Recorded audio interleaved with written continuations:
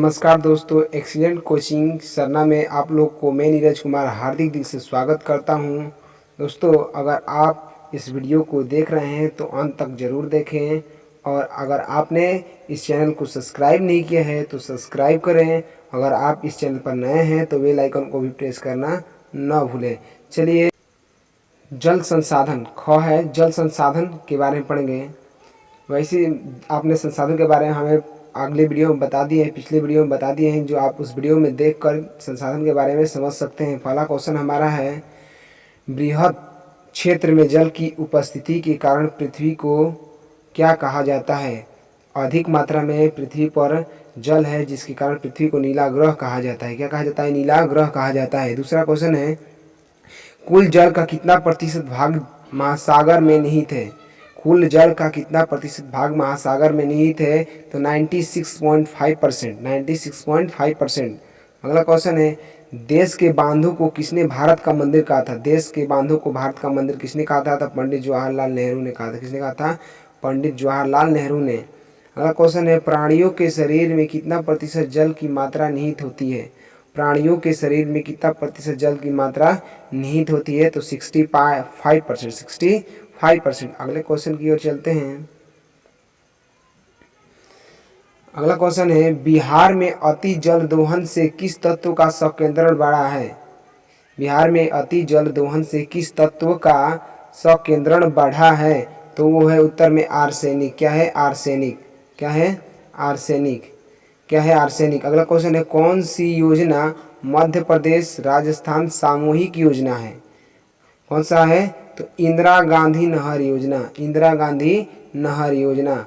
इंदिरा गांधी नहर योजना। अगला क्वेश्चन है, हीराकुंड बांध किस नदी पर है? हीराकुंड बांध किस नदी पर है? उत्तर हो जाएगा उड़ीसा के महानदी पर। उड़ीसा में महानदी पर। उड़ीसा में महानदी पर। अगला क्वेश्चन है, देश की प्रथम नदी घाटी परियोजना कौन सी है? देश की प्रथम नदी घाटी परियोजना कौन सी है?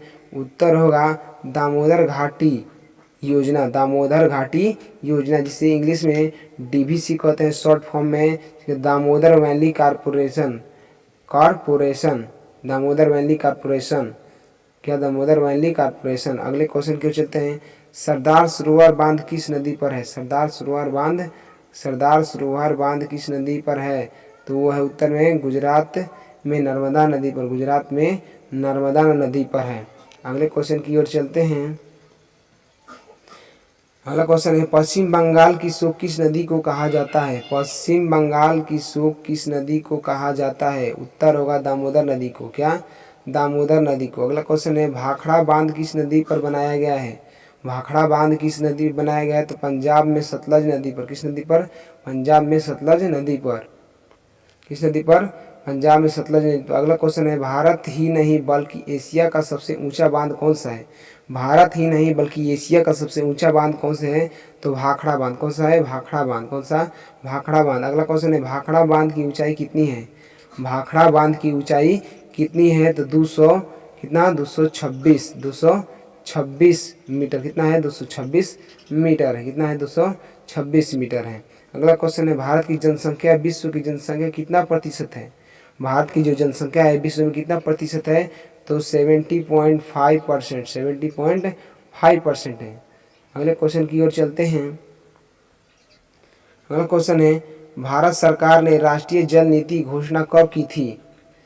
भारत सरकार ने राष्ट्रीय जल नीति घोषणा कब की थी? तो 1987 ईस्वी में। 1987 ईस्वी में। कब की थी? 1987 ईस्वी में। अगले क्वेश्चन है, बहुउद्देशीय परियोजना से आप क्या समझते हैं? बहुउद्देशीय परियोजना से आप क्या समझते हैं?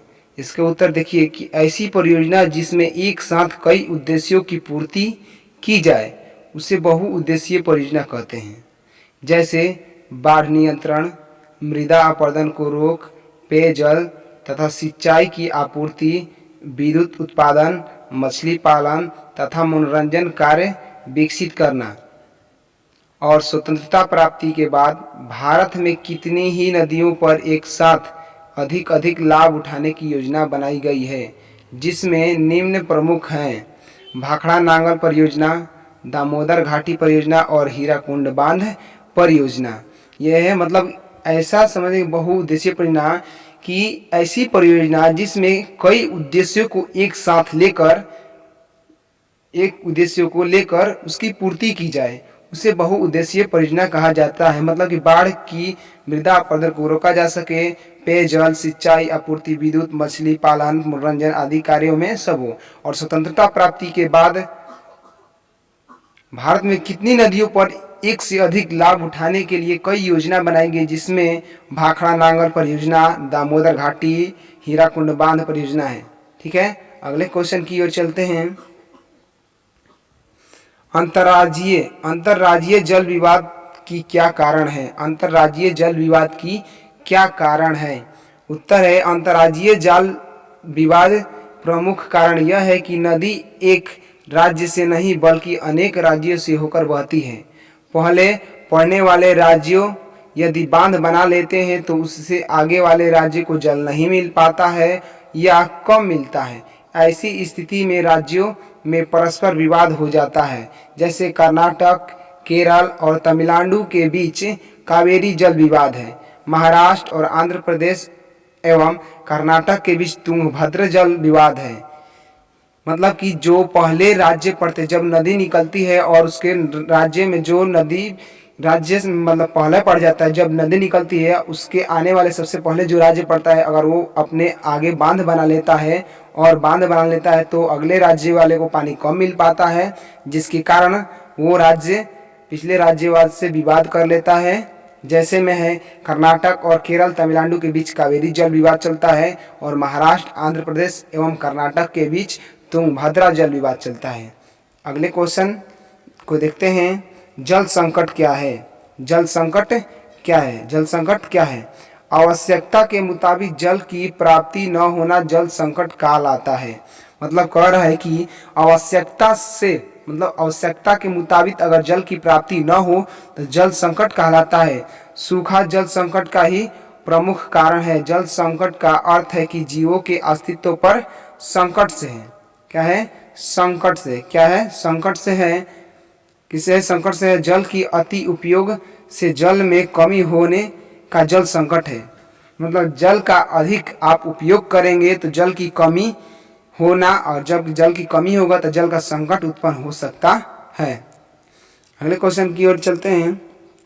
भारत की नदियों के प्रमुख कारण का वर्णन करें। भारत की कौन सी नदी? भारत की नदियों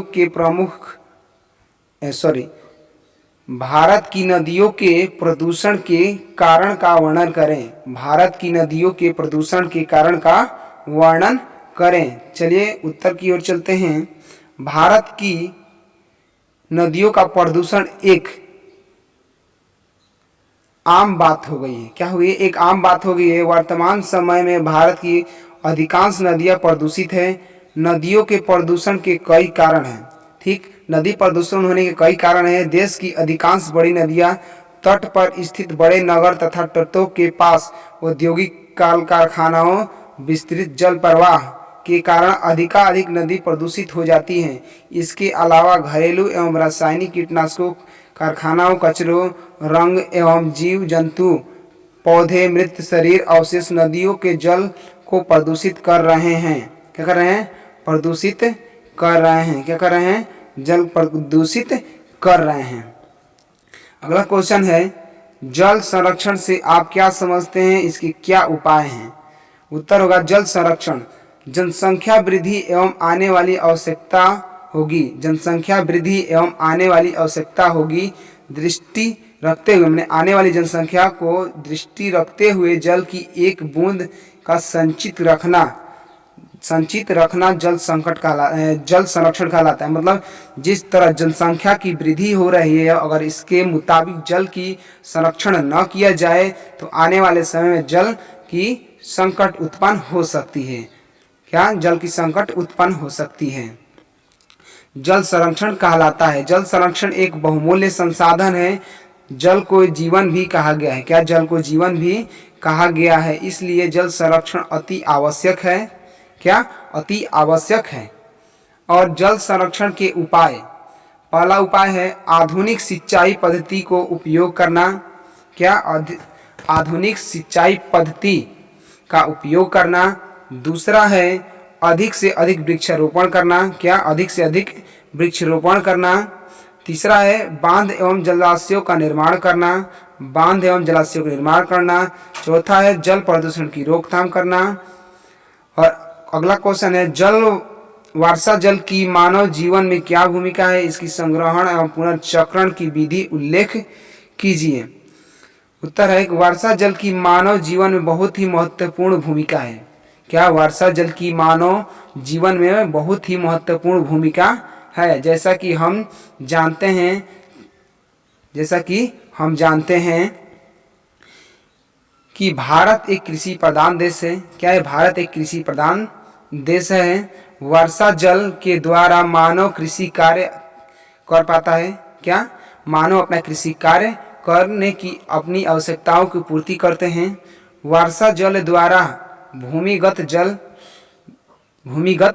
वृक्ष पर जल पार करती है, मतलब वृक्ष जल को अवशोषित करती है, जिसे कहा जाता है कि जल ही जीवन है। कहा जाता है कि जल ही जीवन है और जल वर्षा से ही प्राप्त होता है। ठीक, माने जो भूमिगत जल है वो क्या करते हैं, वृक्ष अवशोषित कर लेते हैं और कहा जाता है कि जल ही जीवन है और जल वर्षा से ही प्राप्त होता है। क्या, वर्षा से ही जल प्राप्त होता है। अगला क्वेश्चन है वर्षा जल संग्रहण। वर्षा जल संग्रहण की निम्नलिखित विधियां क्या हैं। वर्षा जल संग्रहण निम्नलिखित विधियां क्या हैं।